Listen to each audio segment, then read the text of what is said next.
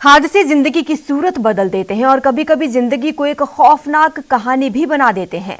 कुछ दिन पहले आए ताउते तूफान की एक रोंगटे खड़ी कर देने वाली कहानी सामने आई। अफसोस ये है कि यह कहानी आखिरी वीडियो की शक्ल में सामने आई।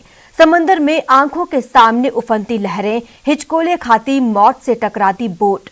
हम जो तस्वीरें आपको दिखाने वाले हैं वो इस बोट के डूबने से पहले की आखिरी 5 मिनट की तस्वीरें हैं, जिन्हें देखकर रूह कांप जाएगी, कलेजा मुंह को आ जाएगा।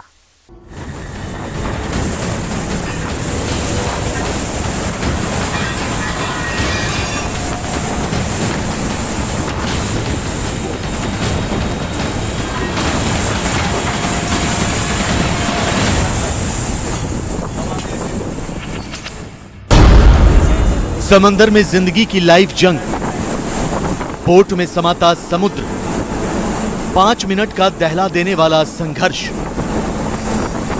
मुंबई में टाउते तूफान की वजह से समुद्र में डूबती टग बोट का ये वीडियो दिल दहला देने वाला है। आंखों के सामने उफान मारती समुद्री लहरें और उस पर कागज की तरह डूब रही बोट। ये वीडियो मुंबई के सूरज चौहान का बताया जा रहा है। उसके परिवार का दावा है कि 17 मई का ये वीडियो सूरज ने अपने दोस्तों को भेजा था, तब जब वो मुंबई के तट से दूर तूफानी लहरों से हर पल लड़ रहा था, यानी जब वो समुद्र की शक्ल में मौत से लड़ रहा था। ये सूरज चौहान और उसके साथ टग बोट में सवार लोगों का आखिरी वीडियो बताया जा रहा है। न्यूज़ 18 को समुद्र में डूबती टग बोट के 3 वीडियो मिले हैं। अंदर चल और नहीं।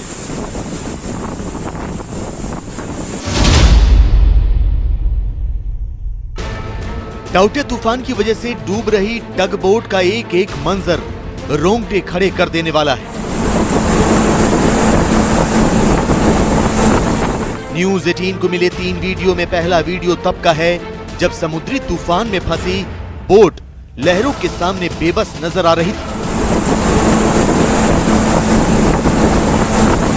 समुद्र का पानी मौत बनकर बोट को डुबाने के लिए लगातार प्रहार कर रहा था। बोट में सवार लोग एक तरफ मौत से लड़ रहे थे, दूसरी तरफ लहरों से टकरा रही बोट के एक किनारे खड़े होकर वीडियो बना रहे थे।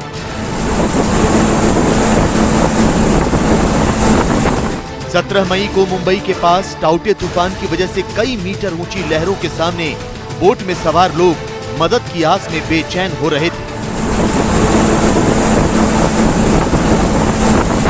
लेकिन एक ही झटके में समुद्री लहरों ने बोट को इतनी जोरदार टक्कर मारी कि बोट में तेजी से पानी भरने लगा। तूफानी लहरों के थपेड़ों से बोट लगातार जर्जर हो रही थी। उसमें हर तरफ से पानी भरने लगा। बोट के किनारों का काफी हिस्सा लहरों की टक्कर से टूट गया।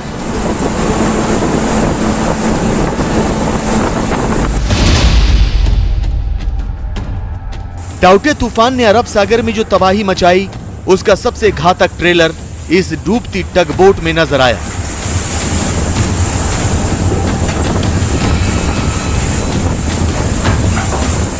समुद्र की तेज लहरों की टक्कर से जब बोट में पानी तेजी से भरने लगा तो उसमें सवार लोग पीछे हट गए, क्योंकि सामने की ओर से और वीडियो बना रहे लोगों के दाहिनी ओर से लहरें बोट में समाने लगी।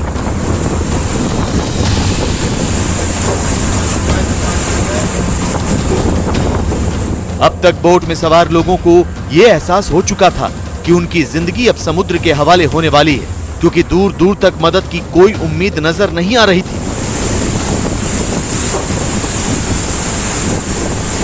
सिर्फ समुद्री तूफान और उसके बीच टग बोट में अटकी कई जिंदगी।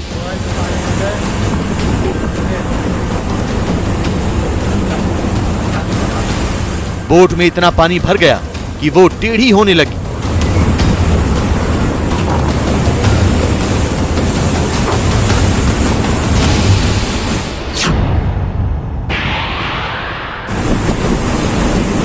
टग बोट में सवार सूरज और उसके साथियों की उम्मीदें उनकी बोट की तरह डूबने लगी, क्योंकि अब तक बोट में हर तरफ से समुद्र की लहरें समाने लगी थी। जिधर से तेज लहर आती वो कई लीटर पानी बोट में भर देती। टूट चुकी बोट में अब पानी मौत बनकर सफर करने लगा।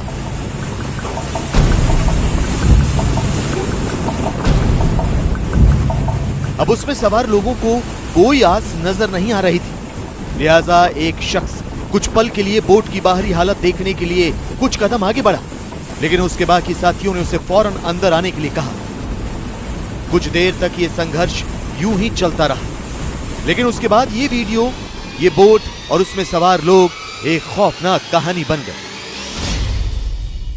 टग बोट में सवार सूरज चौहान के परिवार का कहना है कि उसके बेटे के शव की पहचान हो रही है, लेकिन परिवार का यह भी दावा है कि सूरज किसी और जहाज में सवार था, फिर वो टग बोट में कैसे पहुंच गया।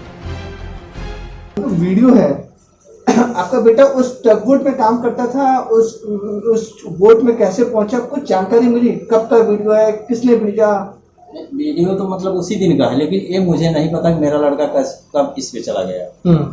आपका बेटा कहाँ था? मेरा बेटा मतलब ये एक टैंकर मतलब तेल टैंकर उसी पर रहता था। टग बोट को लेकर दावा यह किया जा रहा है कि जिस जगह बार्ज P305 मुंबई से कुछ दूरी पर डूब रहा था, वहां से ये बोट काफी दूर थी। यानी इसमें सवार लोगों के पास बचने की उम्मीदें पहले से कम थी, क्योंकि बड़े जहाज के मुकाबले टग बोट लहरों से उतनी देर तक नहीं लड़ सकती। समुद्र की उफनती लहरों ने वारावर्दा नाम की टग बोट में सवार सभी लोगों को निगल लिया।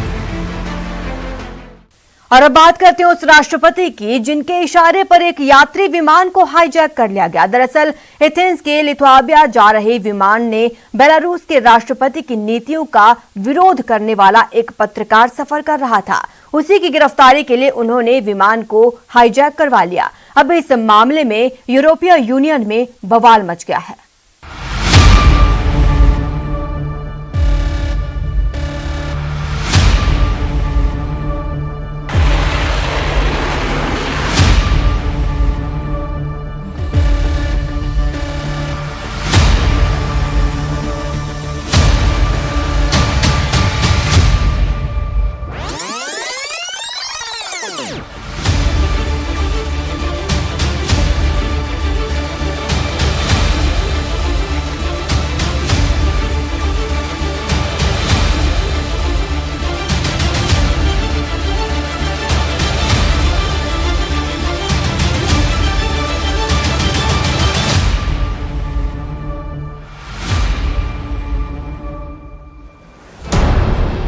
बेलारूस की सनसनीखेज दास्तां।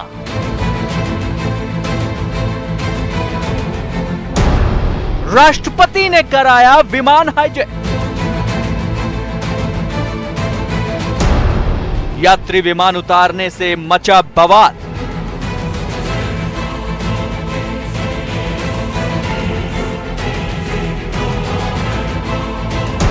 बेलारूस के राष्ट्रपति की किरकिरी।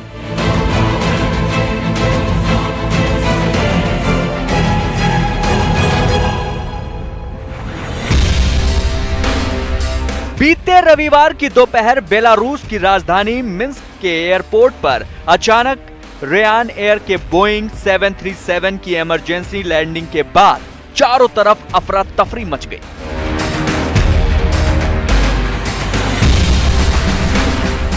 हवाई अड्डे के चप्पे चप्पे पर बेलारूस की फौज के हथियारबंद सिपाहियों के साथ पुलिस के कमांडो मुस्तैद दिखाई दे रहे थे और एयरपोर्ट पर मौजूद 170 मुसाफिर सहमे नजर आ रहे थे। अचानक एयरपोर्ट पर हवाई जहाज के नजदीक हवाई पट्टी पर ही रखे कुछ यात्री सामान को फौजी कुत्ते सूंघते दिखाई दिए, तो इस बात की खुसर-पुसर शुरू हो गई कि क्या किसी आतंकी वारदात को टालने की कवायद की जा रही है? क्या मुसाफिरों की भीड़ में कोई आतंकी भी छिपा था? एयरपोर्ट पर सस्पेंस का सन्नाटा था, मगर थोड़ी ही देर बाद जब बात शीशे की तरह साफ हुई तो सारी दुनिया चौंक गई, क्योंकि ये तो बेलारूस के राष्ट्रपति अलेक्जेंडर लुकाशेंको के फरमान पर रेयान एयरलाइंस की फ्लाइट को जबरन उतारा गया था और उस विमान में मौजूद तमाम मुसाफिरों को बंधक बना लिया गया था। Today we faced an unprecedented event when flying a passenger plane from Athens to Vilnius by a Ryanair company was forcibly landed in Minsk. Evidently, Belarusian KGB is behind the incident because a military plane, concretely MiG-29 and helicopter Mi-24 was used to land the plane. Belarus में Ryan airlines की flight की hijacking की खबर दुनिया भर में जंगल की आग की तरह फैल गई। खबर के मुताबिक ग्रीस के एथेंस से लिथुआनिया के विलिनियस शहर की तरफ उड़ान भर रहा रेयान एयर का यात्री विमान जिस वक्त बेलारूस की हवाई सीमा को पार करके लिथुआनिया की हवाई सीमा में दाखिल होने ही वाला था कि 2 मिनट पहले ही बेलारूस एयरफोर्स के मिग-29 लड़ाकू विमानों और हेलीकॉप्टरों ने उसका रास्ता रोक लिया और उसे बेलारूस की राजधानी मिन्स्क की तरफ मुड़ने को मजबूर कर दिया। बताया जा रहा है कि मिग-29 लड़ाकू विमानों ने बेलारूस के राष्ट्रपति के आदेश पर ही रेयान एयरलाइंस का रास्ता रोका था। On board the plane, there were 171 passengers, among them a Belarusian political activist, opposition member, the founder of the Nexta outlet, Roman Protasevich. He was detained. We don't know his destiny so far. President of Lithuania demands that the Belarusian regime immediately release all the passengers, including Roman Protasevich. शुरू में तो विमान को बीच रास्ते में रोककर उसकी emergency landing कराने की वजह विमान में बम होने की खबर का हवाला दिया गया। Центрального командного пункта дежурные силы по противовоздушной обороне были приведены в готовность номер 1. Это делается с целью для того, чтобы определить и оценить обстановку и в дальнейшем принять правильное решение. После того, как командир данного гражданского судна принял решение осуществить посадку на запасном аэродроме, а именно Минск-2, и развернул самолет в направлении Минска, было принято решение и поднят в воздух дежурный экипаж МиГ-29 с аэродрома Баранович. लेकिन थोड़ी ही देर में सच सामने आ गया और वो सच था ये 26 साल का पत्रकार रोमन प्रोतासेविच और उसकी गर्लफ्रेंड सोफिया सापेगा। रोमन और सोफिया को गिरफ्तार करने के लिए ही बेलारूस के राष्ट्रपति ने दुनिया को झकझोरने वाली इस वारदात को अंजाम दिया। पत्रकार रोमन को जब गिरफ्तार किया जा रहा था तब उसने कहा था कि वो मेरे साथ बहुत बुरा सलूक करेंगे। इस पूरे घटनाक्रम के चश्मदीदों के मुताबिक गिरफ्तारी के वक्त रोमन बहुत डरे हुए थे और वो बार बार अपने साथी यात्रियों से कह रहे थे कि उन्हें मौत की सजा हो जाएगी। बता दें कि बेलारूस अकेला ऐसा यूरोपीय देश है जहां अभी भी कैदियों को फांसी की सजा दी जाती है। Добрый день, меня зовут Роман Протасевич. Вчера я был задержан сотрудниками МВД в национальном аэропорту Минск. Сейчас я нахожусь в СИЗО номер 1 города Минска. Отношение со стороны сотрудников ко мне максимально корректное и по закону.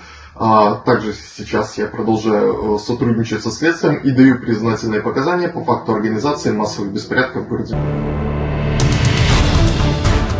66 साल के बेलारूस के राष्ट्रपति लुकाशेंको 1994 से सत्ता में बने हुए हैं। बीते साल चुनाव में विवादित तरीके से जीत दर्ज की थी और उसके बाद से ही लुकाशेंको ने विरोधी आवाजों को दबाना शुरू कर दिया था और विपक्ष के कई लोगों को गिरफ्तार किया था। बताया जा रहा है कि बेलारूस के राष्ट्रपति लुकाशेंको पत्रकार और एक्टिविस्ट रोमन से बेहद खफा थे क्योंकि रोमन खुलकर लुकाशेंको की नीतियों का विरोध कर रहे हैं।